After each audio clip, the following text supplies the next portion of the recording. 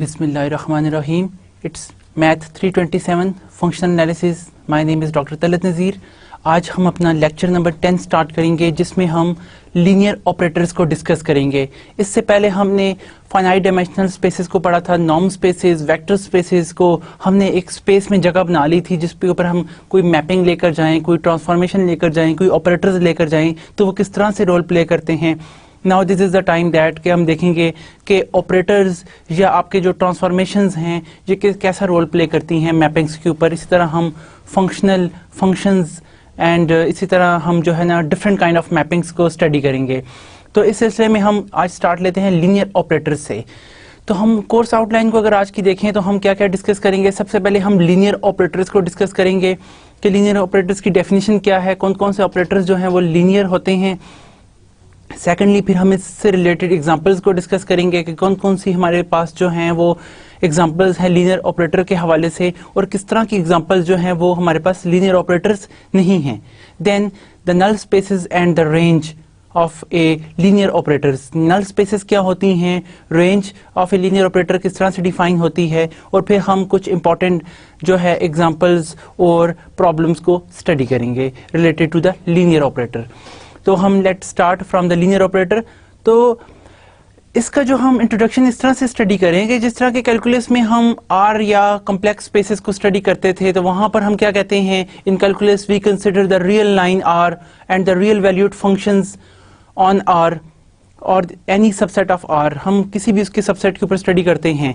Obviously any such function is a mapping, क्योंकि mapping बहुत general चीज़ है। मैपिंग ऑपरेटर भी मैपिंग है, फंक्शन भी मैपिंग है, फंक्शनल भी मैपिंग है, आपके पास ट्रांसफॉर्मेशन भी मैपिंग होती है। मैपिंग एक जनरल वर्ड है जो कि हर तरह के फंक्शन के लिए इस्तेमाल होता है।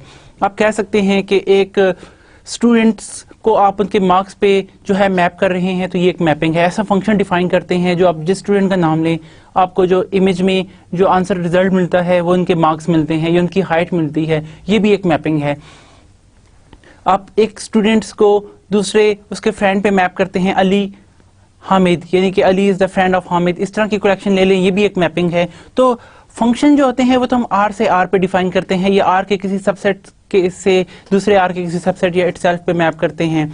इस तरह हम फंक्शन कह सकते हैं from set of complex number two another set of complex number और इट्स सबसेट। तो मैपिंग जो होती है वो किसी भी नॉन एम्प्टी सेट से किसी भी नॉन एम्प्टी सेट पे हो सकती है, चाहे वो आर के एलिमेंट्स हैं, चाहे वो आर एन के एलिमेंट्स हैं, चाहे वो इनफाइनाइट डायमेंशनल स्पेसेस के दो इनफाइनाइट डायमेंशनल स्पेसेस हैं या फाइनाइट डायमेंशनल स्पेसेस हैं। Any kind of A transformation is a mapping. अब ट्रांसफॉर्मेशन जब हम किसी स्पेस को दूसरी स्पेस पे मैप करते हैं तो वो एक ट्रांसफॉर्मेशन कहलाती है। लेकिन अगर आपकी कोई स्पेस जब मैप होती है सेट ऑफ रियल नंबर्स पर तो वो किसी भी स्पेस को जब आप रियल नंबर पर मैप करते हैं वो एक फंक्शनल कहलाती है, यानी कि इट्स अ फंक्शनल फ्लॉम। जिस तरह हम फंक्शनल एनालिसिस कहते हैं तो functional analysis the study of a mapping that is from a non empty set to a set of real numbers पर आप मैप कराते हैं। तो इस तरह की मैपिंग को हम फंक्शनल कहते हैं। और इसके बाद जब हम ऑपरेटर कहते हैं तो किसी भी आप नॉर्म स्पेस या किसी भी एक स्पेस को उसी सेल्फ स्पेस के ऊपर मैप कराएं, यानी कि x टू x एक मैपिंग है तो ये ऑपरेटर कहलाएगी, where x is you have a non empty set और x इज सम स्पेस। तो ये हमारे पास डिफरेंट कैरेक्टरिस्टिक्स हैं जिसमें हम फंक्शनल, फंक्शन, मैपिंग, ट्रांसफॉर्मेशन और ऑपरेटर की बात करते हैं। होते सारे ही मैपिंग हैं। मैपिंग हर एक चीज़ को आप मैपिंग कह सकते हैं, ट्रांसफॉर्मेशन को मैपिंग कहते हैं, ऑपरेटर को मैपिंग कहते हैं। लेकिन ऑपरेटर जो है वो मैपिंग होता है, मैपिंग ऑपरेटर के अलावा और भी कुछ हो सकता है। यानी कि मैपिंग एक बहुत जनरल वर्ड है। जिस तरह हम एजुकेशन कहते हैं, एजुकेशन में मैथमेटिक्स भी आ जाता है, एजुकेशन में कंप्यूटर साइंसेज, हर एक चीज़ आ जाती है। लेकिन education is a general word for all kind of education. तो इसी तरह मैपिंग एक जनरल वर्ड है for any kind of functions. So obviously any such function is a mapping of its domain into R। हम इसको यानी कि जिस तरह R पे भी आप ले लें तो वो मैपिंग ही है, यानी कि उस फंक्शन को भी हम मैपिंग कह सकते हैं। जिस तरह कि मैंने आपको एग्जांपल बताई कि हम किसी भी तरह की जो एजुकेशन है उसको वर्ड एजुकेशन से कह सकते हैं। Study of math, study of physics भी एजुकेशन है, एक जनरल वर्ड हम यूज़ कर रहे हैं। In the functional analysis, we consider more general spaces like finite dimensional spaces, infinite dimensional spaces, vector spaces, हर तरह की हम स्पेसेस को स्टडी करते हैं, such as a metric space, normed space and the mapping of these spaces. और फिर हम कहते हैं कि इन स्पेसेस पर किस तरह की मैप जो है वो एडजस्ट होती हैं। उस सिलसिले में in the case of vector spaces and in particular norm spaces a mapping is called an operator, कि आप एक स्पेस को दोबारा उसी सेल्फ स्पेस पर मैप कराते हैं तो ये एक ऑपरेटर है। कोई भी आप यानी कि एक नॉर्म स्पेस से इटसेल्फ नॉर्म स्पेस पर कोई भी आपके पास मैपिंग होती है तो वो मैपिंग ऑपरेटर है। किसी भी एक नॉन एम्प्टी सेट से अगेन मैप होती है उसी सेट के ऊपर तो वो भी एक ऑपरेटर है आपके पास। Of special interest are operators which preserves the two algebraic operations of vector spaces in the same sense of the following definition, कि आपके पास देखें दो तरह के ऑपरेटर्स डिफाइन है, addition operator and scalar multiplication operator, जो कि हम वेक्टर स्पेसेस में स्टडी कर चुके हैं कि वो किस तरह से ऑपरेट करते हैं। अब हम जब लीनियर ऑपरेटर की बात करते हैं तो लीनियर ऑपरेटर में दो खास बातें होती हैं, scalar multiplication and vector additions. ये दो ऑपरेटर जिस तरह के हम वेक्टर स्पेसेस में पढ़ चुके हैं, लीनियर ऑपरेटर इसी तरह की जो है वो आपके पास ऑपरेशन परफॉर्म करते हैं, है ये ऑपरेटर है। यानी कि T is a mapping from non empty set X to itself, यानी कि ऑपरेटर हुआ। तो what about the linear operator? A linear operator T is an operator such that, कौन सी दो खास बात होनी चाहिए इसमें? पहली, the domain of operator T is a vector space and the range RT lies in the vector space over the same field। यानी कि आपके पास इसकी जो डोमेन सेट है वो एक वेक्टर स्पेस होनी चाहिए, कि आपके पास वो वेक्टर स्पेस किस तरह से कि आप दो एलिमेंट का सम लें वो भी उसी के अंदर मौजूद हो, स्केलर मल्टीपल लें वो भी इसके अंदर ई आई, ये प्रॉपर्टी सेटिस्फाई करे वेक्टर स्पेस की या उसकी सब स्पेस की। दूसरी, इसकी range of T that lies in a same सब स्पेस, कि वो जो आप जहां से मैप ले रहे हैं, जहां से मैप उठा रहे हैं वो दोबारा इसी के अंदर लाई करे। और बहुत इंपॉर्टेंट बात, ओवर द सेम फील्ड, कि दोनों की फील्ड सेम हो। यानी कि जो स्केलर ले रहे हैं, नॉर्मली हम क्या करते हैं, हम जो है फील्ड लेते हैं either set of real numbers और द कम्प्लेक्स नंबर। तो आप वो जो फील्ड एफ ले रहे हैं वो दोनों के लिए सेम होनी चाहिए, दोनों की एक ही सेम फील्ड हो, कि तमाम जितने भी आप स्केलर ले रहे हैं वो दोनों एक ही सेट से आए, क्योंकि वो दोनों जरूरी हैं प्रॉपर्टी नंबर 2 के लिए, जो कि मैं भी आपसे डिस्कस करूंगा। जैसे कि प्रॉपर्टी नंबर 2 में हमारे पास जो है इंपॉर्टेंट बात ये है कि for all X Y belongs to the domain of T and the scalar alpha you take any scalar from the field, वो जो दोनों के लिए सेम फील्ड आपके पास होनी चाहिए। उसके लिए क्या है, यानी कि डोमेन और रेंज सेट के लिए सेम फील्ड होनी चाहिए। उसके लिए the T of x plus Y is equal to the T of x plus T of Y. That is a very important property of a linear transformation, linear mapping, के linear operator क्या करे कि जो vector space है उसके दो element का सम करें, आप उसके ऊपर t जब ऑपरेट करें तो आपके पास आंसर आए the T of x plus T of Y. ये दोनों आपके पास इक्वल होने चाहिए दोनों के आंसर्स। और सेकेंडली, वो जो आप स्केलर अल्फा ले रहे हैं, that is the T times alpha x is equal to the alpha times T X for all X and for all alpha belongs to the field where alpha is any scalar that's belong to the field। अब यहाँ पर जिस तरह की first property में आपसे कहा गया है कि दोनों की फील्ड सेम होनी चाहिए जहाँ से आप स्केलर अल्फा ले रहे हैं, अगर आप प्रॉपर्टी नंबर 2 को देखें यहाँ पर तो हमारे पास जो अल्फा है ये कहाँ से आ रहा है, it's from the alpha x, ये एलिमेंट है डोमेन सेट का, और यहाँ पर अल्फा टी एक्स के साथ अल्फा यही मल्टीप्लाई हो रहा है जो कि रेंज सेट का एलिमेंट बन रहा है। रेंज सेट के साथ आप अल्फा मल्टीप्लाई कर रहे हैं, यानी कि जरूरी ये है कि आपके पास रेंज सेट के साथ जो ऑपरेट होकर बाद में आए या जो डोमेन सेट के आप अंदर इनपुट कर रहे हैं वो दोनों अल्फा सेम होने चाहिए, यानी कि वो फील्ड सेम होनी चाहिए। अगर यहाँ पे आपके पास फील्ड जो है एक तरफ कम्प्लेक्स नंबर है एक तरफ रियल नंबर है, then how you can define this relation. ये रिलेशन, ये इक्वालिटी कभी डिफाइन नहीं हो सकती कि complex number are never equal to the real numbers. So इस वजह से ये फील्ड सेम होनी चाहिए, either complex number either real number. इसी तरह अगर आप फील्ड कोई और ले लें, suppose your field is R square, plane ले रहे हैं तो यहाँ पर आर स्क्वायर के एलिमेंट ही आए दोनों तरफ, रेंज के सेट के लिए भी और डोमेन के सेट के लिए भी फील्ड सेम होनी चाहिए। ठीक है, जब हम फील्ड एक्सटेंशन पढ़ते हैं वहाँ पे हम फील्ड कोई भी ले सकते हैं, आर एन ले सकते हैं, कोई भी वेक्टर स्पेस फील्ड ले सकते हैं अगेन। तो उसमें आपके पास यहाँ पर जो लीनियर ऑपरेटर के लिए जो कंडीशन है वो ये है कि डोमेन सेट और रेंज सेट के लिए फील्ड सेम होनी चाहिए, प्लस कि वो ये कंडीशन सेटिस्फाई करे T of x plus y is always equal to the t of x plus t of y, that it's a t will be distributed on the both x under addition, and under the scalar multiplication that is the t times alpha x is equal to the alpha times tx। देखें हमने ये दो operator use किए जिनको हमने पीछे define किया। तो जो भी आपके पास ऑपरेटर ये कंडीशन सेटिस्फाई करते हैं हम उनको लीनियर ऑपरेटर कहते हैं। अब हमारे पास काफी सारी इसकी एग्जांपल्स भी हैं, लेकिन उससे पहले कुछ ऑब्जर्वेशन। ऑब्जर्व द नोटेशंस, कुछ इंपॉर्टेंट नोटेशंस जो हम कहते हैं अपने फंक्शनल एनालिसिस में यूज करते हैं। यहाँ पर हमने टी एक्स को भी यूज करते हैं instead of T of x, T x भी कह देते हैं। ये एक सिंप्लीफाइड नोटेशन है या स्टैंडर्ड नोटेशन है फंक्शनल एनालिसिस में, जो सिंप्लीफिकेशंस के लिए लिखी जाती है। मैथमेटिक्स में, साइंसेज में हम कोशिश करते हैं कि हम चीज़ों को एब्रोविएट करें, उनको कुछ नोटेट करें, सिंपलेस्ट फॉर्म में यूज़ करें ताकि वो हमारे ऑब्जेक्टिव्स को और वर्क को जो है वो आसान बना दें। Further more D of T denotes the domain of operator T. आप जब भी कहीं पे डी ऑफ टी पढ़ेंगे तो वो domain of that map T होगी, चाहे वो ऑपरेटर है या वो ट्रांसफॉर्मेशन है या वो कोई फंक्शनल है। Range of T will denote R of T, R of T से डिनोट करेंगे। इसी तरह N of T denotes the null space of T. Null space of T आपके पास क्या है जिसको अभी हम डिस्कस करने जा रहे हैं। The null space of T is the set of all X belongs to the domain set such that their image is zero.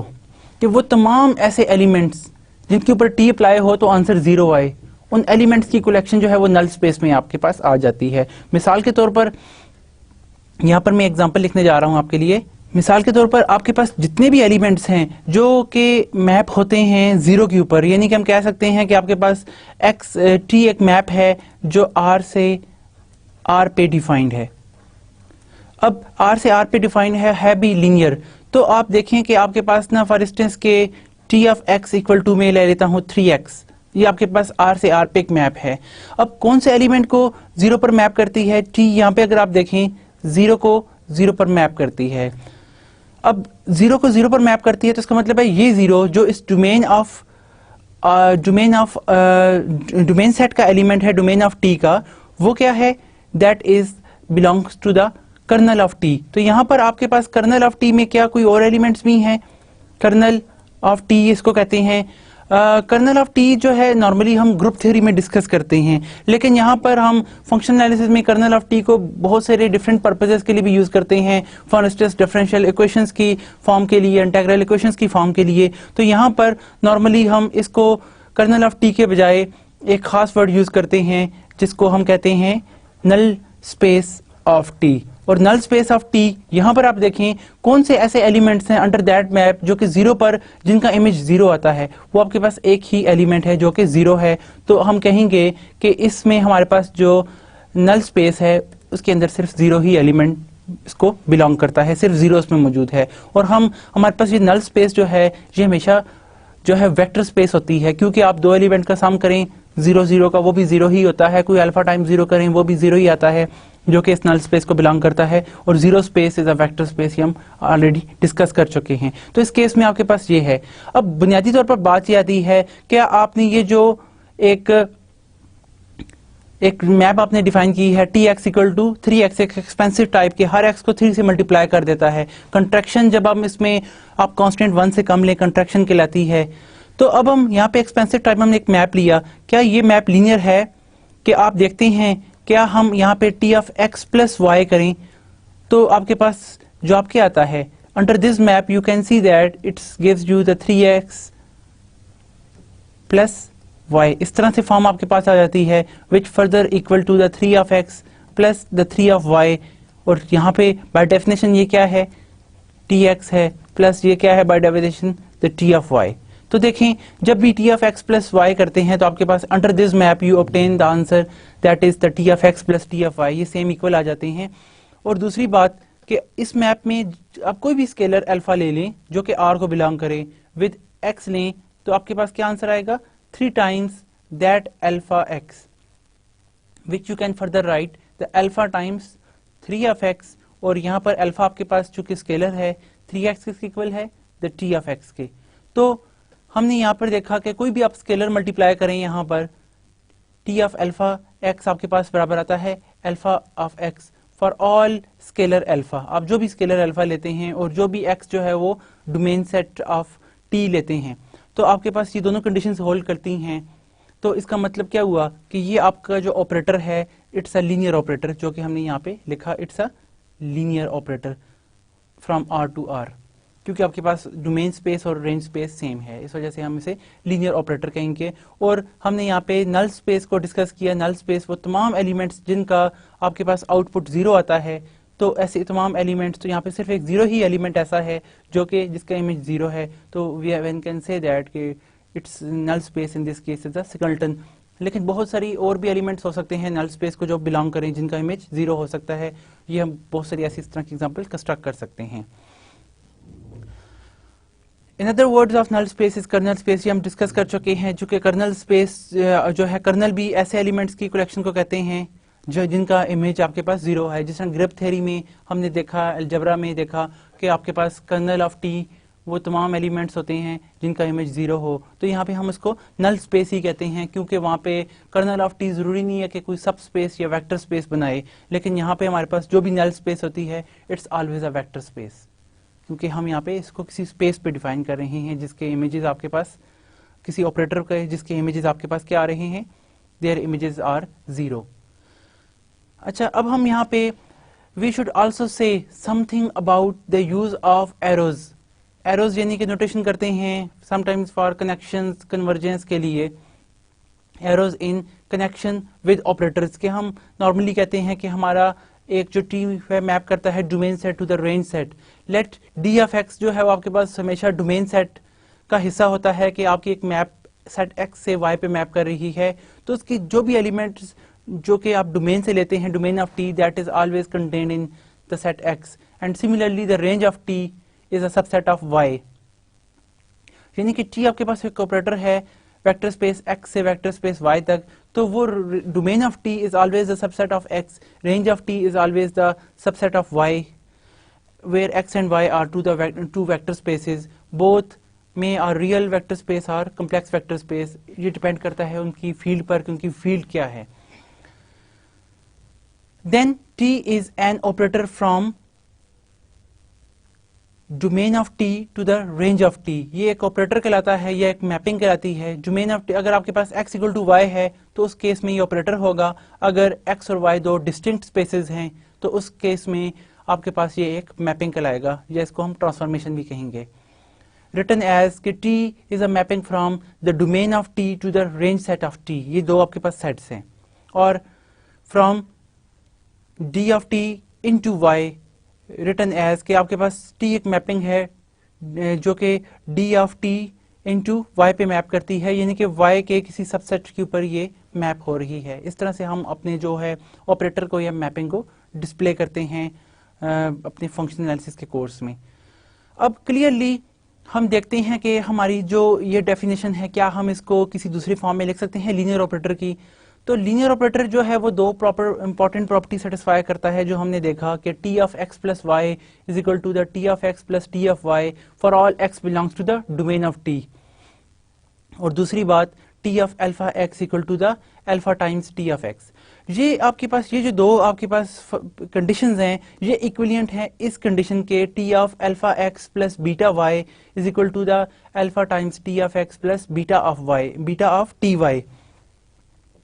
कि अगर आपने किसी ऑपरेटर को लीनियर शो करना है तो अगर आप इन दो को शो करें या इस किसी एक इसको अकेली को शो कर दें जिसमें अल्फा बीटा इन्वॉल्व हैं दो स्केलर्स, तो इसका मतलब है कि आपका वो ऑपरेटर जो है वो लीनियर होगा, कोई एक, ये दोनों आपस में इक्विलिएंट है। इक्विलिएंट इस तरह से हैं कि आप देखें यहाँ पर कि जब हम इस केस को लेकर चलते हैं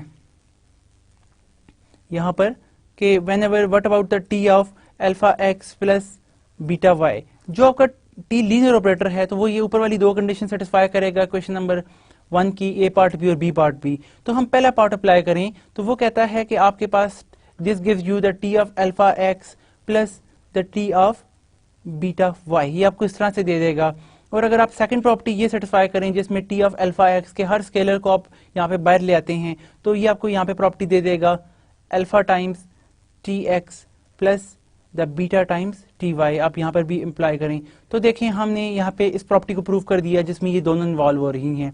सिमिलरली इस प्रॉपर्टी की बदौलत हम इस प्रॉपर्टी पे दोबारा भी इस प्रॉपर्टी को ऑब्टेन कर सकते हैं। उसके लिए क्या है कि आप अगर suppose that we have this one given जिसमें अल्फा और बीटा गिवन है, तो अगर हम अल्फा इक्वल टू 1 ले लें, बीटा इक्वल टू 1 ले लें, तो हमारे पास क्या आ जाएगा, ये क्वेश्चन आपको दे दी कि T of x plus Y is equal to the T of x plus T of Y. हमारे पास ये आ जाएगा अल्फा और बीटा 1 लेने से। सिमिलरली अगर हम यहाँ पे अल्फा को लेते हैं, अल्फा इक्वल टू अल्फा ही रहे, सिर्फ बीटा इक्वल टू 0 ले लें, तो वी कैन ऑब्टेन, यहाँ से हम क्या ऑब्टेन करेंगे, T of alpha x plus beta, चूंकि 0 से मल्टीप्लाई हो रहा है तो 0 टाइम्स वाई आप लें तो that gives you the T of alpha x हमारे पास आ जाएगा।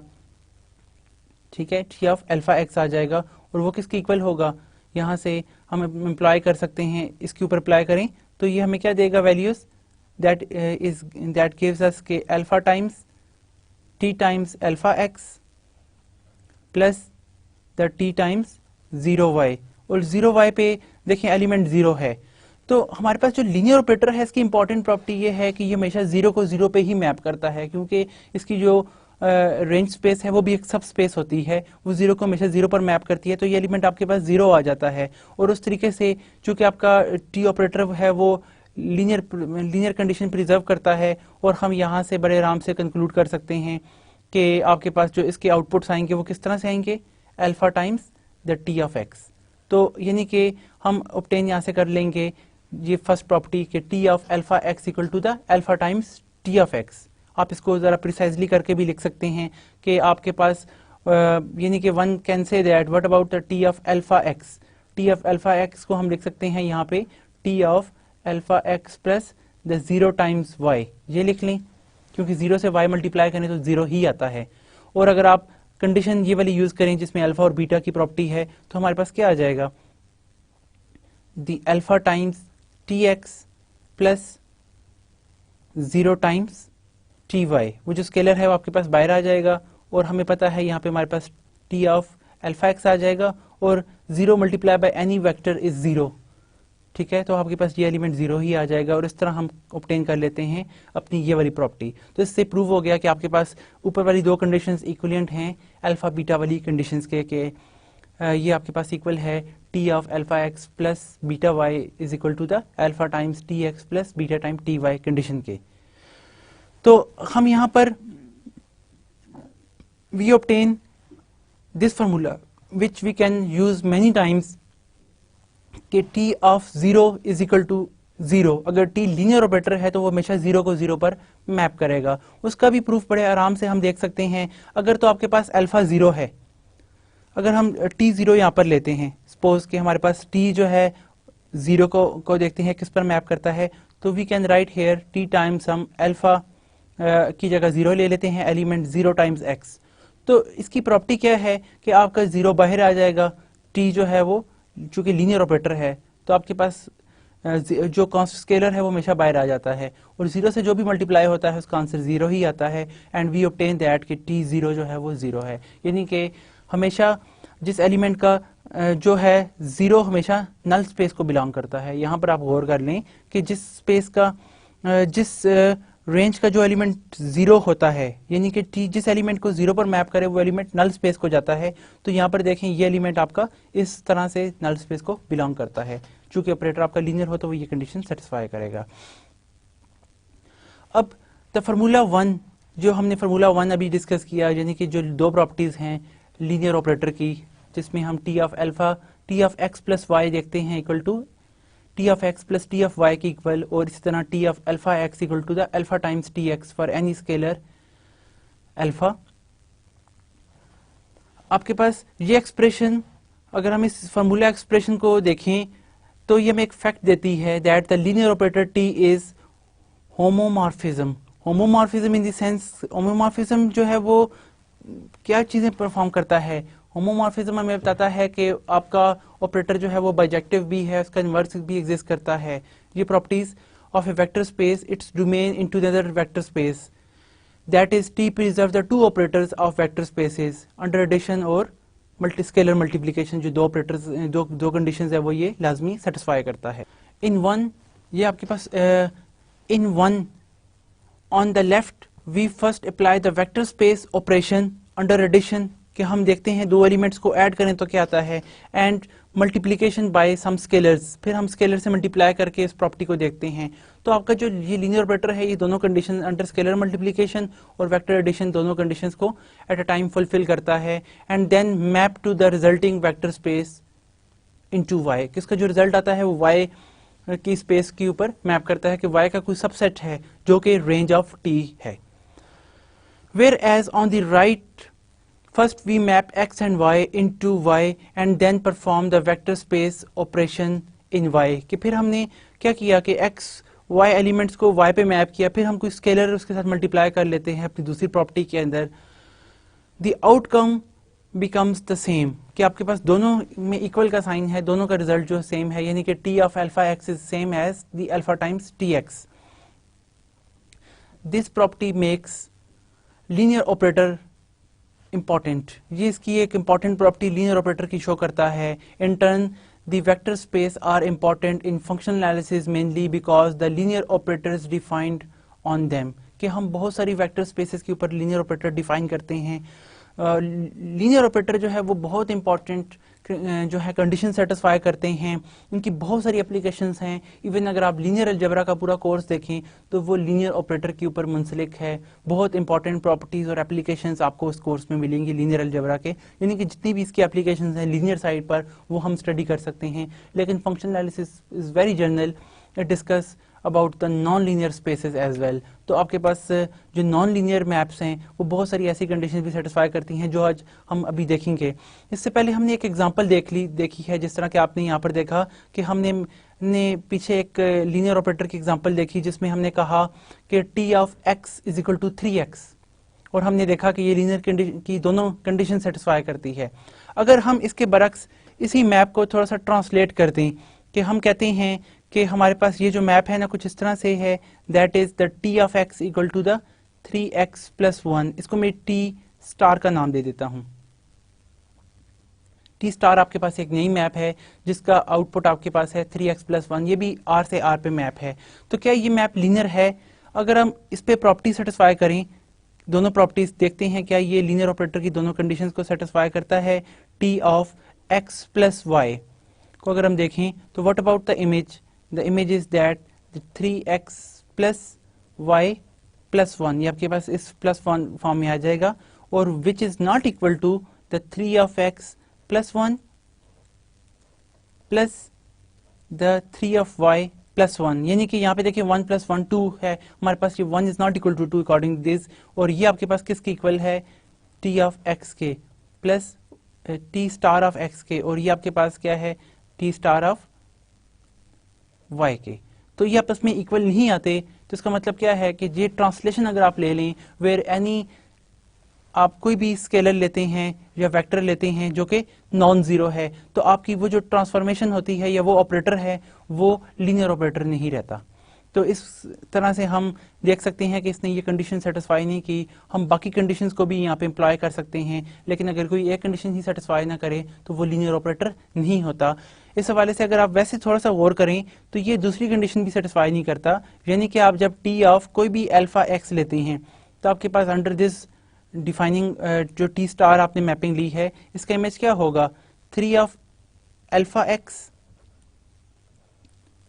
Plus 1 according to the definition जो हमारे पास इसकी डेफिनेशन है उससे ये आ जाएगा, और यहाँ से हम इसको नहीं इक्वल लिखते the alpha times 3x plus 1, क्योंकि अल्फा दोनों से मल्टीप्लाई नहीं हो रहा, अल्फा हो सकता है आप 5 लें या कोई और लें, उसके लिए इक्वल नहीं आएगा, जो कि इक्वल होता है alpha times t star of x के। तो ये दोनों प्रॉपर्टी सेटिस्फाई नहीं कर रहा, अगर कोई एक भी ना सेटिस्फाई करता तो वो लीनियर ऑपरेटर नहीं होता। तो इससे हम ये साबित कर देख सकते हैं कि किस तरह की मैप्स आपके पास जो है वो लीनियर ऑपरेटर नहीं होती और किस तरह की मैप्स आपके पास लीनियर ऑपरेटर होती हैं। लेकिन बहुत सारी और टाइप्स हैं, ये तो हमने सिंपल आर पे एग्जांपल दी, हम जनरल देखते हैं कि किस तरह की एग्जांपल्स जो हैं वो हमारे पास यहाँ पर होल्ड करती हैं। उस सिलसिले में now we shall consider some basic examples of linear operators ज़रा हम कुछ जो है स्पेसेस की तरफ आते हैं। तो लीनियर ऑपरेटर के लिए जो सबसे इंपॉर्टेंट आपके पास एग्जांपल है आइडेंटिटी ऑपरेटर टी, यानी कि आप एक ऑपरेटर ले लें I X from X to X defined as के T of X equal to X, के जो आई है वो किसी भी एक्स पर लगे तो इमेज आपके पास सेम आए, हर एक्स के ऊपर अप्लाई करें तो आंसर सेम आए, इट्स आइडेंटिटी मैप। तो this is a linear operator, ये आपके पास लीनियर ऑपरेटर है क्योंकि ये लीनियर ऑपरेटर की दोनों कंडीशन सेटिस्फाई करता है।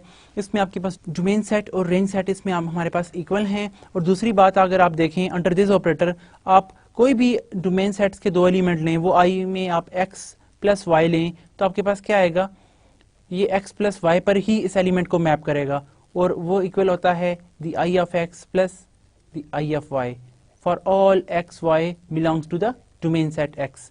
सिमिलरली आप यहाँ पर जब भी इस i के साथ, ये i या इसको हम आई एक्स बेशक कह दें आप,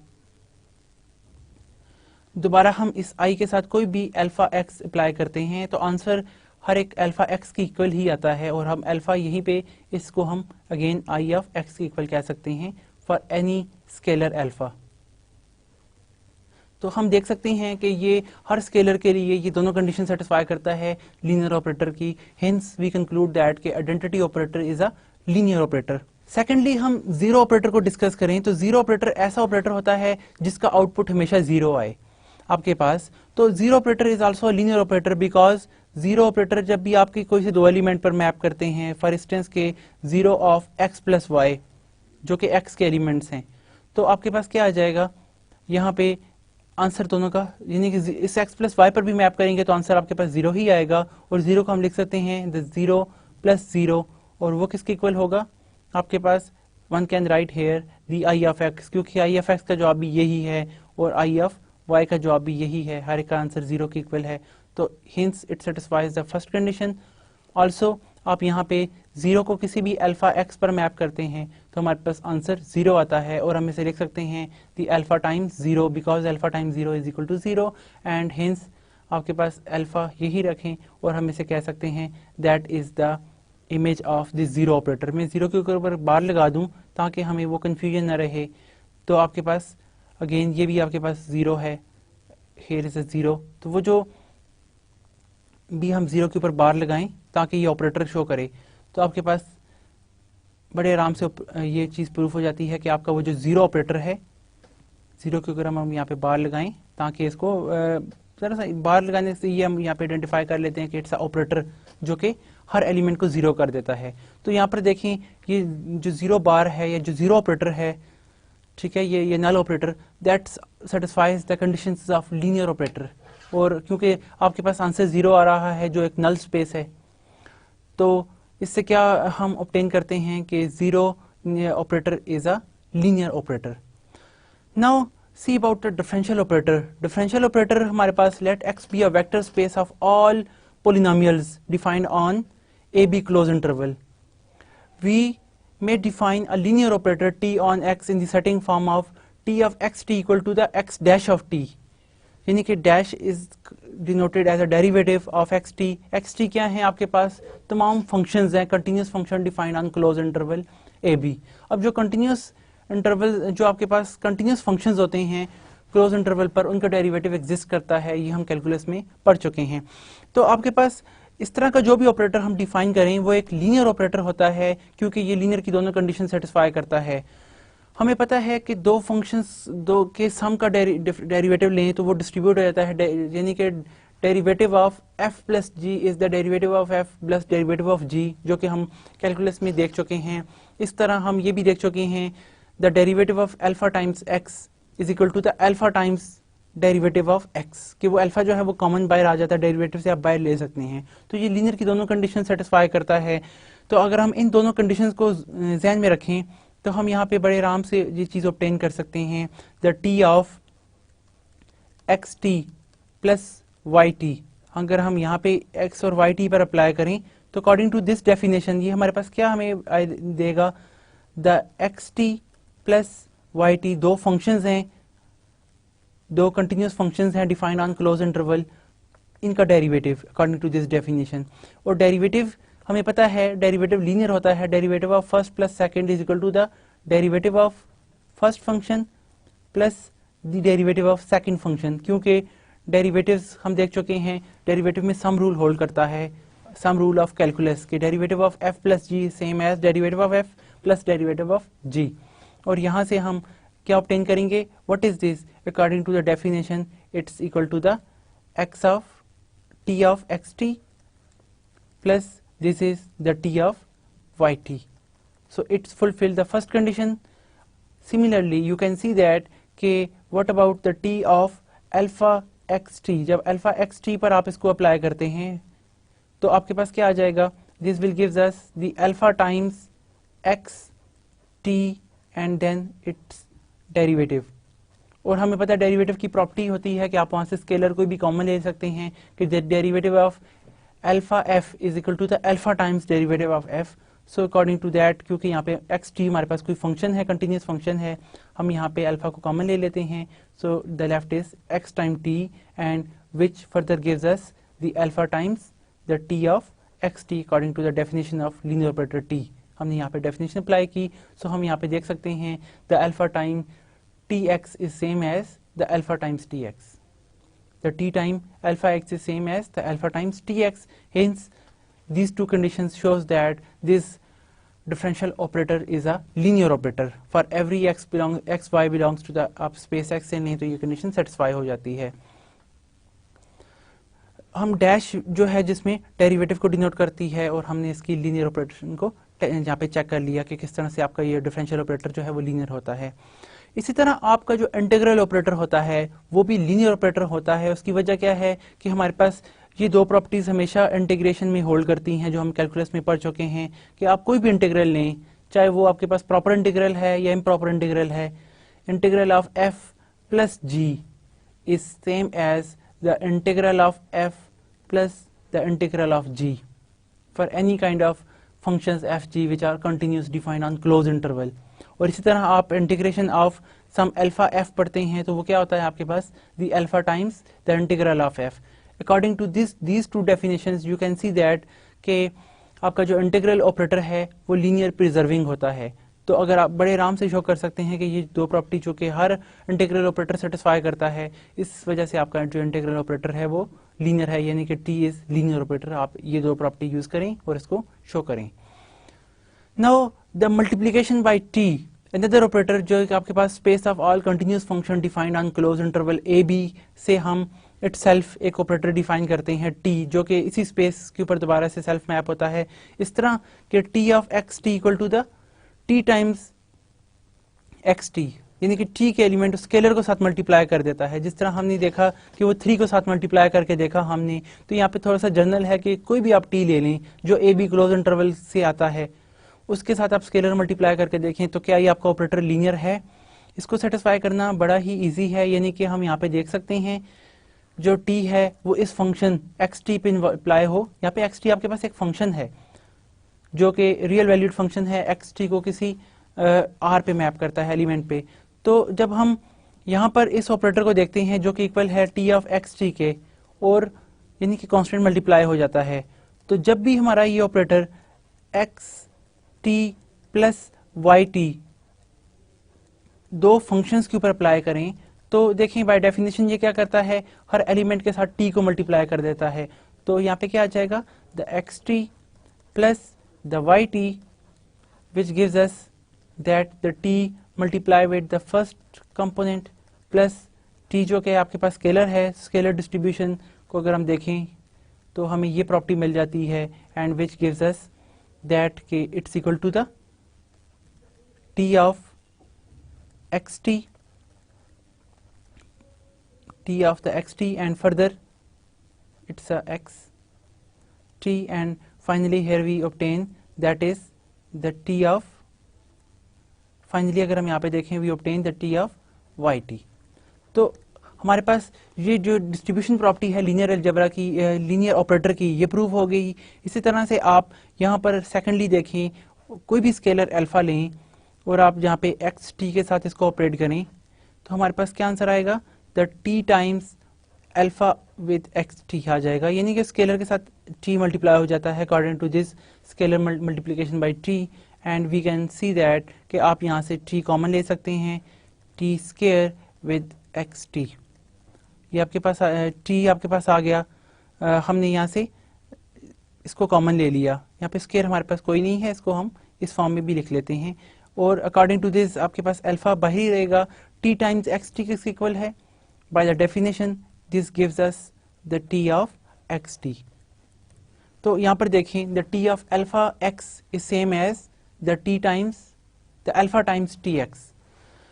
सो लीनियर ऑपरेटर की दोनों कंडीशन सेटिस्फाई हो रही हैं, hence the multiplication by T is a linear operator. What about if this is a T square? इस पर आप सोचें और शो करें कि टी स्केयर अगर आप ले लें फिर भी ऑपरेटर आपका लीनियर ही होगा। लेकिन जो हमारे पास ट्रांसलेशन ऑपरेटर हैं, अगर आप यहाँ पे सम प्लस सम कोई वैल्यू कर लें 5, 7, 9 या कोई भी आप यहाँ पे कोई स्केलर नॉन एम्प्टी स्केलर कोई वाई टी साथ ऐड कर दें, तो फिर आपका ये जो ऑपरेटर है वो लीनियर ऑपरेटर नहीं रहता।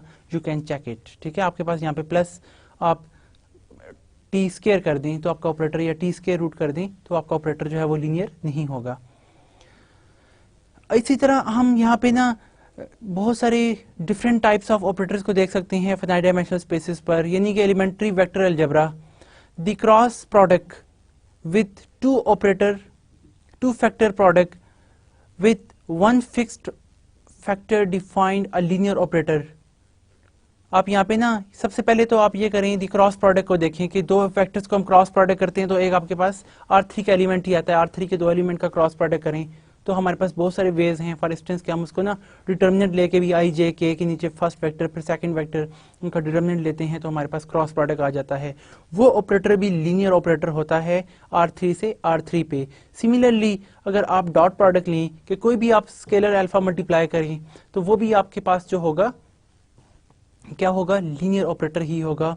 और दूसरी तरह अगर आप यहाँ पे लेते हैं R3 से ऑपरेटर R पर T2 इस तरह से डिफाइन कि T of X2 equal to the, जो आप एक दोबारा से वेक्टर फिक्स वेक्टर से मल्टीप्लाई कर रहे हैं तो दो वेक्टर्स का प्रोडक्ट करें तो आपके पास एक स्केलर आता है, यानी कि डॉट प्रोडक्ट ले रहे हैं तो एक स्केलर आता है which is xi1 alpha plus xi2 alpha 2 plus xi3 alpha 3। It's also a linear operator where A is a vector in R3। तो आप R3 के ऊपर दोबारा R3 का एलिमेंट से डॉट प्रोडक्ट ले रहे हैं तो R का एलिमेंट आ रहा है और आप इसको बड़े आराम से शो कर सकते हैं T2 is as well a linear operator, क्योंकि ये लीनियर ऑपरेटर की कंडीशन को फुलफिल करता है।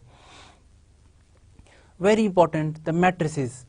मैट्रिसेस भी आपके पास लीनियर ऑपरेटर हैं। इससे पहले हम देख चुके हैं कि मैट्रिसेस अगर आप किसी वेक्टर पे लगाते हैं तो आपके पास एक और वेक्टर आता है, क्योंकि मैट्रिसेस आप जो है ना मल्टीप्लाई करते हैं। मैट्रिसेस मल्टीप्लिकेशन में ये रूल होता है हमारे पास कि आपके पास सपोज के कोई मैट्रिक है यहाँ पे m, इसका ऑर्डर है आपके पास m क्रॉस n, यानी कि m रोज हैं n कॉलम हैं। आप जब किसी वेक्टर x से मल्टीप्लाई करते हैं तो यहाँ पे आपके पास कोई x जो है वो m क्रॉस 1 वेक्टर है या m क्रॉस l वेक्टर है, ये आपके पास जब इसके ऊपर आप इससे मल्टीप्लाई करते हैं, यानी कि ये दो आपके पास मैट्रिसेस ही हैं, suppose l equal to not equal to 1, तो क्या होगा आपके पास जो आंसर आएगा वो एक नया वेक्टर होगा, नई मैट्रिक्स होगी, क्योंकि मैट्रिसेस भी जनरलाइजेशन है वेक्टर्स की, तो आप यहाँ से ऑब्टेन कर सकते हैं it's order is n cross l। तो हम इस तरह से रिजल्ट ऑब्टेन कर लेते हैं। अगर यही बात है, अगर आप यहाँ पे l इक्वल टू 1 ले लें इसी केस में, तो ये मैट्रिक्स जब आपके पास इस वेक्टर पे अप्लाई होती है तो आपके पास आंसर एक और नया वेक्टर आता है, वो हम यहाँ से बड़े आराम से ऑब्टेन कर सकते हैं कि ये मैट्रिक है आपके पास जिसमें n रोज हैं, r रोज हैं और n कॉलम्स हैं, और यहाँ पर आपके पास n रोज हैं और 1 कॉलम हैं, तो आपके पास एक नई मैट्रिक नया वेक्टर ऑब्टेन होता है जिसमें आपके पास r रोज हैं और 1 कॉलम हैं। तो according to this multiplication rule of matrices one can see that कि ये इसके ऊपर एक इंपॉर्टेंट ऑपरेटर है कि मैट्रिक्स किस तरह से किसी एलिमेंट पर अप्लाई होती है और आपके पास रिजल्ट आता है। तो अ मैट्रिक आपके पास रियल मैट्रिक ले लें ए, जिसके अंदर यानी कि तमाम एंट्रीज रियल हैं, हम इसको अल्फा जे के की फॉर्म में कहते हैं, वेयर अल्फा जो है हर एक इसकी एंट्री है, हर एक सेल कहलाता है, हर एलिमेंट, और जे के क्या हैं, they notate their rows and columns, यानी कि आर इसमें रोज हैं और एन इसमें कॉलम्स हैं, जो कि जे के से आप नोटेट कर सकते हैं। डिफाइंस एन ऑपरेटर टी, जो कि एक मैट्रिक एक ऑपरेटर टी है जो कि किसी भी आर एन मैट्रिक पे अप्लाई होता है, और आपके पास आर ऑफ आर, यानी कि आर डायमेंशनल स्पेस जो है, आर की आर डायमेंशनल स्पेस आपके पास आती है जिसकी डायमेंशन आर है। तो आपके पास इस तरह का आउटपुट आता है बाय मींस दिस के कोई भी मैट्रिक ए जो है, ये आपके पास ए मैट्रिक है जिसकी एंट्रीज हैं अल्फा जे के, ये वेक्टर एक्साई आई के ऊपर अप्लाई होती है, तो आपके पास ईटा यानी कि वाई एक नया वेक्टर ऑब्टेन होता है, where X is equal to the xi J, और वाई जो है वो आपके पास ईटा जे की फॉर्म में है, जिस एक्साई जो है वो आपके पास एन कंपोनेंट्स हैं, ईटा के अंदर आपके पास आर कंपोनेंट्स हैं। ये दो आपके पास डिस्टिंक्ट फैक्टर्स भी हो सकते हैं, लेकिन अगर आपके पास मैट्रिक जो है वो स्क्वायर मैट्रिक है तो उस केस में आपके पास क्या होगा, दोनों की डायमेंशन सेम होगी, इसकी डोमेन की भी और रेंज की भी, जिसके ऊपर मैट्रिक अप्लाई हो रही है। अच्छा, ये आपके पास आ गया because of the usual convention the matrix multiplication, जिस तरह के अभी हमने डिस्कस किया कि मैट्रिक्स को कैसे मल्टीप्लाई करते हैं। हम यूजुअल बहुत दफ़ा देख चुके हैं कि जब आप मैट्रिक्स को मल्टीप्लाई करते हैं तो row wise and column wise देखते हैं कि first row first column, second row first column, third row first column आप मल्टीप्लाई करेंगे तो आपके पास इस तरह की एंट्री जो है वो लीनियर कॉम्बिनेशंस की फॉर्म में ऑब्टेन होती रहती हैं। तो ये आपके पास टी एक लीनियर ऑपरेटर है। क्यों कि मैट्रिक्स में ये कंडीशन होल्ड करती है कि नो मैट्रिक्स का सम भी करें तो एक मैट्रिक आपके पास आता है, मैट्रिक में से आप कोई भी अल्फा कॉमन भी ले सकते हैं, वो भी हमेशा होल्ड करता है। तो आप यहाँ पर बड़े आराम से शो कर सकते हैं ये प्रॉपर्टी कि आपके पास ये जो अल्फा आई मैट्रिक है, अगर आपके पास इसको हमने यहाँ पे ए कह दिया, आप x प्लस वाई पर लगाते हैं तो क्या होगा, ये मैट्रिक x और y दोनों पर अप्लाई होगी, और अगर आप चाहें तो x प्लस वाई करें तो आपके पास दो वेक्टर्स का सम एक वेक्टर होता है ऑफ सेम साइज। तो चूंकि आपके पास ये दोनों x और y सेम स्पेस से आ रहे हैं तो इन दोनों का साइज सेम होगा, तो आप यहाँ से देख सकेंगे कि इन दोनों को सम करके आप ये ऑपरेटर अप्लाई करके शो कर सकते हैं कि it will always equal to the a of x plus the a of y। इसी तरह a of the alpha x, ये जो मैट्रिक्स आपके पास x पे अप्लाई हो रही है, तो आप हर एंट्री से अल्फा को कॉमन भी ले सकते हैं। अगर आप पहले मल्टीप्लाई भी कर लें तो फिर ईच एंट्री में अल्फा आपके पास कॉमन आएगा जिसको आप वहां से बाहर ले सकते हैं। हर में अल्फा अप्लाई है तो आप अल्फा को बाहर कॉमन ले लें। You can see that it satisfies these two conditions of linear operator, hence the matrix operator is a linear operator, और ये बहुत इंपॉर्टेंट ऑपरेटर है। अगर आप लीनियर अलजेब्रा का कोर्स देखें तो solutions of system of equations या उसकी जितनी भी एप्लीकेशंस हैं उसमें ये आपका लीनियर ऑपरेटर जो है मैट्रिक्स इन्वॉल्व होता है। रोटेशन, डेल्टेशन, रिफ्लेक्शन, ये तमाम चीज़ें जो है ये मैट्रिक्स ऑपरेटर जो है वो कंट्रोल करता है। इसकी बहुत ज़्यादा एप्लीकेशंस हैं जो कि लीनियर अलजेब्रा के कोर्स में हैं, और बाकी भी फंक्शनल एनालिसिस में भी हम इसकी फर्दर भी देखेंगे कि किस तरह से ये ऑपरेट होता है। बाउंडेड ऑपरेटर के हवाले से भी इसकी कुछ एप्लीकेशंस को हम स्टडी करेंगे अपने नेक्स्ट लेसन्स में। T is a linear operator because matrix multiplication is a linear operator, क्योंकि दो मैट्रिक्स को सम करें तो आपके पास एक मैट्रिक आती है।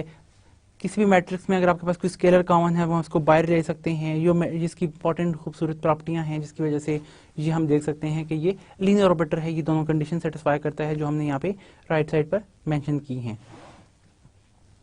इसी तरह आपकी जो मैट्रिक है, ये जो आपके पास है, अगर आप जो मैट्रिक है वो सी एन से सी आर पे डिफाइन भी कर सकते हैं, यानी कि कॉम्प्लेक्स एंट्रीज पर भी डिफाइन कर सकते हैं। रियल मैट्रिक और कॉम्प्लेक्स मैट्रिक, उसमें लीनियर होने का कोई फर्क नहीं है, ऑपरेशन उसी तरह होता है, चाहे वो आपके पास लीनियर मैट्रिक जो है वो उसकी एंट्रीज लीनियर एंट्रीज जो है वो चाहे रियल हो या कॉम्प्लेक्स हो, कोई भी फील्ड हो, उन दोनों के लिए ये सेटिस्फाई करती है। अब हमारे पास कुछ इंपॉर्टेंट रिजल्ट्स हैं इस हवाले से। In these examples we can easily verify that the range and null spaces of a linear operators are vector spaces, क्योंकि रेंज स्पेस आप देखें, रेंज के दो एलिमेंट जो हैं वो दोबारा उसी में आते हैं, और यानी कि sum of T of x plus Y is T of x plus T of Y, और वो एलिमेंट रेंज का है, दोबारा उसी का हिस्सा बन गया, तो वो अगेन आपको वेक्टर स्पेस या सब स्पेस की कंडीशन सेटिस्फाई करके देते हैं। स्केलर मल्टीप्लाई करें तभी दोबारा उसी को बिलोंग करता है। तो जो भी आपके पास जो रेंज स्पेस है वो आपके पास सब स्पेस मिल जाती है। इस तरह आप नल स्पेस को देखें, टी हमेशा जीरो को जीरो पे मैप करता है, और बाकी भी जिस एलिमेंट को जीरो पर मैप करेगा वो एलिमेंट जीरो ही आएगा और दोबारा उसका हिस्सा होगा। और नल स्पेस भी हम देख चुके हैं कि वो एक वेक्टर स्पेस है। दिस फैक्ट इज टिपिकल, यानी कि ये टिपिकल फैक्ट हैं जिसको हम एनालाइज कर चुके हैं। Let us prove it there by observing how the linearity is used in simple proof. This theorems itself will have various applications in our further work. कौन से फर्दर वर्क जो हम बाकी इसकी बाउंडेड लीनियर ऑपरेटर की और finite dimensional operator की properties देखेंगे, उसमें ये बहुत इंपॉर्टेंट रोल प्ले करते हैं, यानी कि रेंज एंड नल स्पेसेस के इस इंपॉर्टेंट थ्योरम को भी हम देखने जा रहे हैं, जिसमें हमारे पास टी क्या है, let T be a linear operator. T आपके पास कोई लीनियर ऑपरेटर है तो हमेशा क्या होगा, the range space is a vector space. Range space हमेशा आपके पास वेक्टर स्पेस होगी। दूसरी आपके पास if the dimension of range of T, domain of T is finite, that is some number n, then the dimension of range space is always finite of T, यानी कि range of T भी finite होगी अगर domain of T finite है। The null space NT is a vector space, null space भी आपके पास एक vector space होती है। इन तीनों के अगर हम प्रूफ देखें तो बड़े आसान से प्रूफ हैं इसके। सबसे पहले हम शो करते हैं range space of linear operator is a vector space। अब we can take two arbitrary elements in range space T, और हम देखते हैं कि वो आपकी जो सब स्पेस की कंडीशन है कि T of alpha x plus T of alpha y, T of beta y, वो क्या इसके अंदर बिलोंग करती है कि नहीं करती। तो जब दो आर्बिट्ररी एलिमेंट इसमें से लें तो वी कैन शो दैट कि इन दोनों का जो लीनियर कॉम्बिनेशन आप लें किसी भी अल्फा बीटा स्केलर के साथ, वो दोबारा इसके अंदर ही चला जाता है। अगर ये कंडीशन हो जाए किसी भी अल्फा बीटा के लिए तो ये काफ़ी है शो कर, यानी कि ये सब स्पेस शो करने के लिए किसी भी वेक्टर स्पेस की सब स्पेस होती है वो भी वेक्टर स्पेस होती है, अगर वो वेक्टर स्पेस की ये कंडीशन सेटिस्फाई करे तो हम ये कंडीशन शो करने जा रहे हैं। Since y1 and y2 belongs to the range of t, we have, अब रेंज ऑफ t है तो t लीनियर ऑपरेटर है।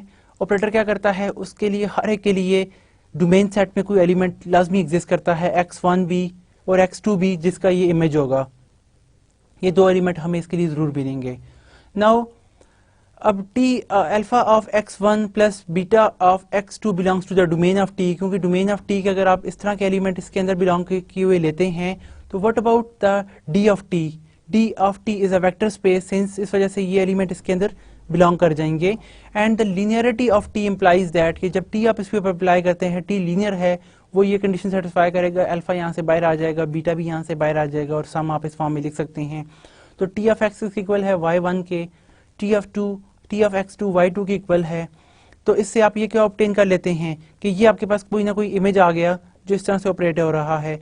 दिस विल गिव्स अस कि आपका alpha y1 plus beta y2 belongs to the range of t। Since y1 y2 आपके पास range of t को belong करते हैं तो आपको ये लीनियर कॉम्बिनेशन भी मिल गया जो इसको बिलोंग कर रहा है। तो जिसमें हमने देखा since y1 and y2 are any arbitrary elements that's belong to the range of t set, तो इससे ये प्रूव हो जाता है कि आपका ये रेंज ऑफ t जो है ये एक वेक्टर स्पेस है इटसेल्फ फॉर, और स्केलर आप चूंकि कोई भी आर्बिट्ररी ले रहे हैं। नेक्स्ट हम ये देख रहे हैं कि अगर आपके पास डोमेन ऑफ t जो है वो फाइनाइट है तो रेंज ऑफ t भी फाइनाइट होगी। Range domain of t suppose करते हैं वो फाइनाइट नहीं है, अगर वो n+1 है इसमें अंदर एलिमेंट होल्ड करते हैं, सपोज करते हैं डोमेन में नहीं बल्कि रेंज के अंदर आपके पास डोमेन में फाइनाइट है लेकिन रेंज में फाइनाइट n से लेस देन इक्वल होने चाहिए। हम सपोज करते हैं n से बड़े हैं, n+1 अगर कर लें तो क्या होगा, जो ही आप एक एलिमेंट उससे बढ़ा लेते हैं तो आपके पास एक इम्पॉर्टेंट चीज़ ये है, हर फाइनाइट डायमेंशनल स्पेस की जो है ना बेसिस एग्जिस्ट करती हैं कि आप उसके एलिमेंट्स को उसकी लीनियर कॉम्बिनेशन फॉर्म में इनकॉर्पोरेट कर सकते हैं। तो यहाँ पे आपके पास लीनियर कॉम्बिनेशन जब आप लेते हैं तो किस तरह से आएगा कि चूंकि डायमेंशन n है, हर एक उसके करस्पॉन्डिंग आपके पास लीनियर कॉम्बिनेशन को अगर आप देखें तो आपको क्या मिलेगा, d of x1 plus d of x1 alpha 1 x1 plus d of alpha 2 x2 आप सारा लें इस तरह plus alpha n plus 1 xn plus 1 equal to 0। This gives us कि आपके तमाम ये एलिमेंट्स हैं these are not equal to 0, क्योंकि आपका वो जो एक एलिमेंट आपने वो ऐड किया वो बाकियों के लीनियर कॉम्बिनेशन की फॉर्म में लिखा जा सकता है। चूंकि बेसिस के अंदर आपके पास n एलिमेंट्स हैं तो n+1 जो एलिमेंट होगा वो लाजमी उनके लीनियर कॉम्बिनेशन की फॉर्म में लिखा जाएगा। तो यहाँ पर आपकी जो बेसिस हैं वो लीनियरली डिपेंडेंट बन जाएंगी। जब बेसिस सेट आपके पास रेंज सेट में लीनियरली डिपेंडेंट बन जाएगा तो उसके करस्पॉन्डिंग चूंकि t लीनियर है तो आपकी वो एंट्री जो है वो 0 को 0 पर मैप करेगी। इस तरह आपका वो जो डोमेन सेट है वो लीनियरली डिपेंडेंट हो जाएगा। जब वो लीनियरली डिपेंडेंट हो जाएगा तो इससे ये आपको मिल जाएगा क्या रिजल्ट, कि वहाँ पर तो बेसिस जो हैं वो आपके पास n+1 बन रही हैं इंस्टेड ऑफ n। तो ये कॉन्ट्राडिक्शन आपको शो करती है कि आपके पास जो डोमेन सेट है अगर उसकी उसकी डायमेंशन फाइनाइट है, तो रेंज सेट की लाजमी डायमेंशन फाइनाइट होगी, वो भी n से लेस होगी अगर इसकी डोमेन सेट की जो डायमेंशन है वो n से लेस है या n के इक्वल है। तो ये इंपॉर्टेंट रिजल्ट है, आप इसको पढ़ लीजिएगा और आप इसके जो थोड़ी सी चीज़ें हैं इसको आप बड़े आराम से वेरीफाई कर सकते हैं। नाउ फाइनली कि आपके पास जो नल स्पेस है it's also a vector space. Null space क्या करती है, हर एलिमेंट को जीरो पर मैप करती है। सपोज दो आपके पास नल स्पेस के आर्बिट्रेरी एलिमेंट अगर हम लें तो टी क्या करेगा, हर एलिमेंट को जीरो पर मैप करेगा, क्योंकि नल स्पेस के अंदर वही एलिमेंट बिलोंग करते हैं जिनका इमेज जीरो है। Now for any alpha beta T of alpha x plus beta y, linear operator आपका लीनियर है, वो क्या करेगा, अल्फा को बाहर ले लेगा, बीटा को भी बाहर लेके सम फॉर्म में लीनियर कॉम्बिनेशन की फॉर्म में ले लेगा। अब टी एक्स का इमेज क्या है, जीरो, टी एक्स वन का, टी एक्स टू का इमेज भी जीरो है, तो zero alpha zero plus beta zero equal to the zero आपके पास फॉर्म में आ जाएगा। इससे क्या इम्प्लाई होगा कि टी जो है वो इस एलिमेंट को जीरो पर मैप कर रहा है, विच मीन्स कि ये वाला एलिमेंट जो है वो नल टी का हिस्सा है, कि alpha x one plus beta x two जो है वो नल टी को बिलोंग करता है, क्योंकि नल स्पेस में वही एलिमेंट बिलोंग करते हैं जिनका इमेज जीरो है। तो हमने यहाँ पर देखा चूंकि आपके पास दो x one x two arbitrary null space को बिलोंग करते हैं, तो इनका हर लीनियर कॉम्बिनेशन भी नल स्पेस को बिलोंग कर रहा है। तो ये क्या डेफिनेशन शो करती है कि नल स्पेस इज अ सब स्पेस। तो इससे subspace of a vector space, hence null space आपके पास T is a vector space, यानी कि ये वेक्टर स्पेस की, ये वेक्टर की सब स्पेस कंडीशन को सेटिस्फाई कर रही है, इस वजह से ये भी एक वेक्टर स्पेस होगी। अब ये इंपॉर्टेंट कंक्लूजन्स यानी कि जिसमें हमने देखा फाइनाइट डायमेंशनल स्पेसेस के अंदर आपके पास जो है जो डोमेन स्पेस की सब स्पेस होती है वही रेंज स्पेस की सब स्पेस होती है, या उससे कम होती है, उससे ज़्यादा नहीं हो सकती। And immediate consequence of this part of the proof is worth noting, यानी कि क्या वर्थ है इसकी कि linear operator preserve linear dependence, कि अगर आपके पास फाइनाइट डायमेंशनल स्पेस पर जो domain of space domain set की जो आपके पास डायमेंशन है, रेंज सेट की भी वही डायमेंशन होगी या उससे कम होगी। ये जो है लीनियरली डिपेंडेंस को प्रिजर्व करता है, कि अगर आपके पास वहाँ पर लीनियरली डिपेंडेंट एक ही बेसिस हैं तो दूसरे की भी बेसिस लीनियरली डिपेंडेंट होगी, अगर एक की इंडिपेंडेंट है दूसरे की भी इंडिपेंडेंट है। हम वो प्रॉपर्टी बी से इसको बड़े आराम से देख सकते हैं, यानी कि अगर आप उसको गौर से पढ़ें तो आप इस रिजल्ट का जो ये कंक्लूजन है ये बड़े आराम से इसको वेरीफाई कर सकते हैं। अब हम कुछ रिलेटेड प्रॉब्लम्स देखते हैं रिगार्डिंग दिस वन, कि show that the operator T1 T2 up to T4 these are the operator from R square से आर स्केयर पर हमारे पास ऑपरेटर हैं। ये आपके पास क्या हैं, दीज आर लीनियर ऑपरेटर, ये हमारे पास लीनियर ऑपरेटर हैं। बड़े आराम से आप देख सकते हैं कि हर एक जो है ना वो T of x plus y equal to T of x plus T of y को सेटिस्फाई करता है। सेकेंडली आप यहाँ पर कोई भी अल्फा लें तो अल्फा आपके पास आराम से बाहर कॉमन आ जाएगा। तो these all operator satisfies the linear preserving conditions. ठीक है जी, बड़े आराम से आप इसे शो कर सकते हैं। एक मैं आपके लिए कर लेता हूँ फॉर इंस्टेंस के अगर आप फर्स्ट को देखें तो फर्स्ट आपको कहता है कि टी में अगर आप दो एलिमेंट लें एक्स प्लस वाई, कोई आर्बिट्रेरी एक्स प्लस वाई, तो आपके पास एक्स प्लस वाई किस तरह का होगा, xi one xi two form का। तो यहाँ पे इसका मतलब क्या है कि टी आपका ऑपरेट होने जा रहा है आपके पास एक्साई वन एक्साई टू, यानी कि ये इसका कंपोनेंट है। दूसरा प्लस आपके पास जो है y जो है वो कोई उसके पहला टपल है ईटा वन, दूसरा आप ले लें ईटा टू, इस तरह का। अब t इस पे अप्लाई होगा, लेकिन उससे पहले कि आर स्क्वायर के दो एलिमेंट को हम सम कर सकते हैं। यहाँ पे आपके पास जो इसका फर्स्ट कंपोनेंट आएगा वो क्या आएगा, xi one plus the eta one, दूसरा कंपोनेंट यहाँ पे xi two plus the eta two, ये आपके पास इस तरह का एलिमेंट आ जाएगा। अब टी जब इसके ऊपर आप ऑपरेट करते हैं व्हाट हैपन, टी क्या करता है कि पहली एंट्री आपके पास आ जाती है, दूसरी एंट्री जीरो हो जाती है। तो यहाँ पे आपके पास जो आउटपुट आएगा that is the एक्साई one plus the eta one time, यहाँ पे आपके पास क्या आ जाएगी, एंट्रीज जीरो आपके पास फॉर्म में आ जाएगी, क्योंकि सेकंड एंट्री को वो जीरो फॉर्म में ले लेता है। अब जीरो की वजह से हम इसको लिख सकते हैं xi one o zero plus the eta one zero, इस फॉर्म में हम इसको इंटरप्रेट कर सकते हैं। और ये किसका इमेज है, that is the image of T of एक्साई one xi two plus यहाँ पे आपके पास क्या आ जाएगा T of the eta one eta 2। By definition देखें, अगर आप जो टी आपने फर्स्ट ऑपरेटर यूज़ किया है वो इस तरह से अप्लाई होगा, और ये किसकी इक्वल है, टी ऑफ फर्स्ट एंट्री को हमने एक्स कहा था plus T of second entry को हमने वाई कहा था, तो आपके पास T of x plus Y is same as the T of x plus T of Y. ये हमने यहाँ पे शो कर दिया। Similarly we can conclude the second property of this one. आप इसमें शो कर सकते हैं कि जब भी टी आपके पास ना अल्फा एक्स पे अप्लाई होता है, that is the T of alpha times x क्या है हमारे पास यहाँ पे, वही एक्साई 1 ओ एक्साई 2 यानी कि 2 टपल एलिमेंट है। तो हमें पता है कि ये अल्फा वेक्टर के हर स्केलर हर एक के साथ मल्टीप्लाई हो जाता है, ये वेक्टर स्पेस की प्रॉपर्टी है। तो हम यहाँ पे अल्फा टाइम एक्साई 1 प्लस दी अल्फा टाइम एक्साई 2 फॉर्म में लिख सकते हैं। जब टी इसके ऊपर ऑपरेट होगा तो टी क्या करता है, आपके पास अल्फा एक्साई 1 कॉमा 0 आपको आउटपुट देगा, क्योंकि हम ये पहला ऑपरेटर जो है वो यूज कर रहे हैं यहाँ पर। तो this will gives us the image that कि अब आपके पास क्या होगा, अल्फा आपके पास दोनों से कॉमन भी बाय रखा जा सकता है। वन कैन से दैट के क्योंकि 0 के साथ मल्टीप्लाई करके सेम एलिमेंट आप ऑब्टेन कर सकते हैं, which is equal to the alpha times T of x. आपके पास एक्स आया, या इसको आप ये कह दें द एक्साई 1 एक्साई 2, यानी कि इमेज है एक्साई 1 एक्साई 2 का अंडर दिस मैप, और which is equal to the alpha times the T of x. So T satisfies these two conditions of linear operator, hence T is a linear operator.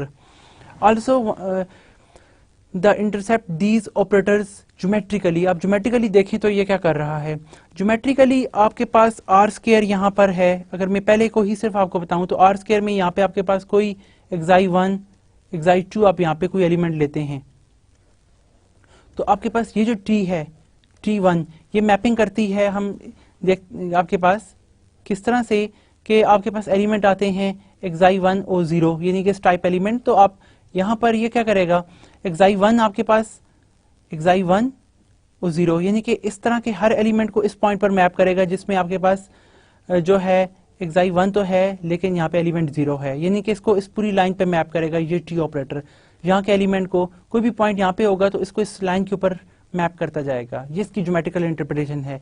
इसी तरह T2 को अगर आप देखें, T2 में हमारे पास second entry 0 है, ये एंट्री आपके पास फर्स्ट 0 है, सेकंड रिमेन सेम है। तो वो क्या करेगा, आपके पास ये ऑपरेटर कि यहाँ का हर एलिमेंट को इस लाइन y के ऊपर मैप करेगा, x के ऊपर कोई एलिमेंट नहीं आएगा। तो इस तरह के आप यहाँ पे इसके इमेजेस देख सकते हैं।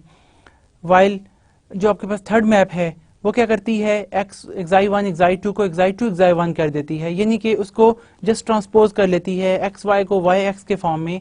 तो जो भी एलिमेंट आप के पास आप यहाँ पर लें एक्स वाई के ऊपर लें, यानी कि अगर एक्स एक्सिस पे लेते हैं या वाई एक्सिस पे लेते हैं तो जवाब आपके पास एक्स एक्सिस पे आता है, एक्स एक्सिस पे लेंगे जवाब वाई एक्सिस पे आएगा। इस तरह हर एलिमेंट को इंटरसेप्ट कर लेती है।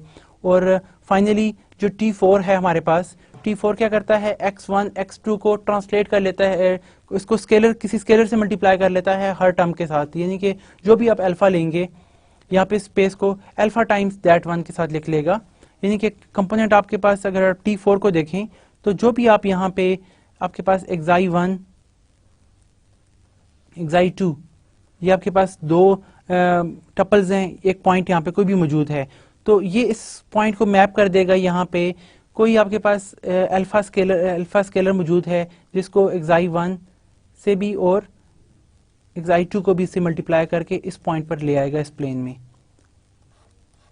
यानी कि इसको हर एंट्री को ट्रांसमिट कर देगा। मे बी इट्स 1 2 वो it's depend on some alpha और योर स्केलर, जो भी आप यहाँ पे गैमा ले रहे हैं या अल्फा कह दें उसके फॉर्म में इसको ट्रांसमिट कर रहा है। Now what are the domain and range of these null spaces T1 T2 T3 in this problem. अगर आप डोमेन देखें तो पहला सेट क्या है, आपके पास आर स्क्वायर इसकी डोमेन है, और रेंज क्या है, रेंज सेट में आपके पास पूरा एक्स वाई प्लेन इस तरह का आपके पास रेंज सेट आ रही है जिसमें y इक्वल टू 0 है। यानी कि अगर आप T1 की रेंज सेट को कहते हैं तो यहाँ पर अगर हम मेंशन कर दें फर्स्ट सेट, चूँकि आपके पास एलिमेंट इस तरह से आ रहे हैं, T1 जो है वो क्या करता है कि एक्साई 1 एक्साई 2 को जो है वो मैप करता है 0 टाइम एक्साई 2। तो डोमेन आपके पास क्या है T1 की is equal to the R square. But what about the range of this T1, range of T आपके पास all x y's that's belong to the R square, जिसमें आपके पास x r का एलिमेंट है लेकिन y आपके पास क्या है 0, तो आप ये ले लें तो ये इस T1 की आपके पास रेंज है। सिमिलरली T आपके पास जो है ना डोमेन ऑफ T2 आपके पास क्या है कि वो आपने यहाँ पे देखा कि T2 आपके पास मैप है हर xi1 xi2 को मैप करती है xi1 o 0 फॉर्म में, तो वहाँ पर आपके पास you can attain its domain is r square while the range of the T2 is the all order pairs in r square such that कि आपके पास y क्या है, y belongs to the r but x is equal to the 0, ये आपके पास form बन जाएगी। और जो तीसरी स्पेस है हमारे पास एग्जांपल में, इसमें डोमेन भी आपके पास r स्क्वायर है, रेंज भी r स्क्वायर है, और फोर्थ में भी डोमेन भी r स्क्वायर है, रेंज भी r स्क्वायर है। इसी तरह हम कंपोजिशंस को भी डिस्कस कर सकते हैं कि कंपोजिशन ऑफ टू मैपिंग, वो भी आपके पास जो है linear operator is a linear operator. बाकी भी लीनियर ऑपरेटर्स की काफ़ी सारी प्रॉपर्टीज़ हैं जो हम फर्दर और इसके इन्वर्स को भी डिस्कस करेंगे अपने नेक्स्ट लेसन्स में। यहाँ तक आज हमने देखा कि लीनियर ऑपरेटर की डेफिनेशन क्या है, लीनियर ऑपरेटर की एग्जांपल्स क्या हैं, लीनियर ऑपरेटर किस तरह के रिजल्ट जो है वो करते हैं, नल स्पेसेस, रेंज स्पेसेस को हमने देखा। और फिर हमने इस तरह देखा कि अगर फाइनाइट डायमेंशनल स्पेस में डोमेन सेट और रेंज सेट दोनों को, अगर आपके पास एक स्पेस है जिसकी डोमेन फाइनाइट है तो उसकी रेंज भी फाइनाइट होगी अंडर दिस लीनियर ऑपरेटर। तो लीनियर ऑपरेटर की ये कंडीशंस हमने देखी और फिर हमने कुछ इस तरह की एग्जांपल्स भी डिस्कस की हैं। तो आई होप कि अब आपको लीनियर ऑपरेटर का अच्छा अंदाज़ा हो गया होगा। आप इससे रिलेटेड कुछ और एग्जांपल्स भी देख लीजिएगा ताकि आपको इसका कंसेप्ट और ज़्यादा बेहतर हो जाए। यहाँ पे हम स्टॉप करते हैं, फर्दर हम फिर बाउंडेड लीनियर ऑपरेटर्स और उसकी एप्लीकेशंस को स्टडी करेंगे। Okay, thank you very much, अल्लाह हाफिज़।